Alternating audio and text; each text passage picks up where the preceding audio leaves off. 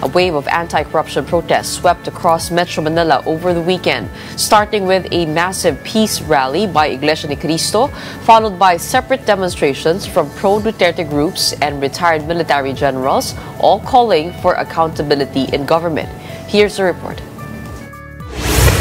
Transparency, accountability, and justice. These are the main calls from the members of Iglesia Ni Cristo gathered at the Carino Grandstand on Sunday as they opened their 3-day rally.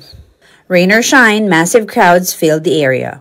They are holding up placards with messages expressing frustration, saying that despite floods reaching rooftops, no one has been jailed. They claim ongoing investigations are nothing but drama, which is why they are calling for justice, not excuses. Ministers of Iglesia Ni Cristo delivered messages but no names of political figures or personalities were released.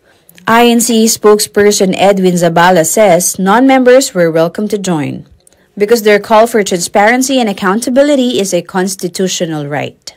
Their appeal to the government: conduct an open and thorough investigation into alleged anomalies in flood control projects, hold those responsible accountable, and recover public funds allegedly lost to corruption. Hindi tayo sang-ayon sa revolusyon. Hindi tayo sang-ayon sa revolutionary government. Hindi tayo sang-ayon sa kudeta. Hindi tayo sang-ayon sa snap election. Hindi tayo sang-ayon sa paglalagay ng civilian military junta. Basta yung hakbang, magbubunga ng karahasan at kaguluhan, hindi tayo sang-ayon dyan. Ang gusto natin, lahat ng solusyon, lahat ng hakbang, dapat sumunod sa paraang legal at payapa. In a nearby area, pro-Duterte groups held their own protest at Liwasang Bonifacio, expressing support for INC's call for accountability, but directing their anger toward the Marcos administration, particularly officials linked to the alleged anomalous flood control projects. May hierarchy yan hanggang sa doon siya dumating sa top. Sino ba ang top? Kaya ang ma-issue is ang sinisigaw ay Marcos resign. Hindi kami naman pinaalis doon o ano. Ayaw lang namin na maglitaw kami ng mga placards, mga banner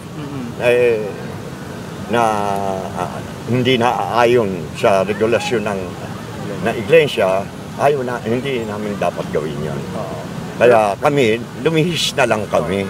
By evening, the pro-Duterte protesters marched towards the EDSA People Power Monument to join other demonstrators gathered there.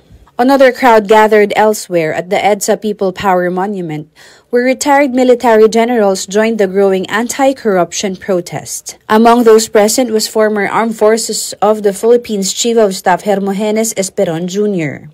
His call: corrupt officials should feel shame and step down. Masama itong korupsyon na nangyayari sa atin at ang dulot nito ay masama sa ating kabuhayan at ekonomiya. Interior Secretary John Vic Remulla yesterday said the rallies in Manila remained generally peaceful.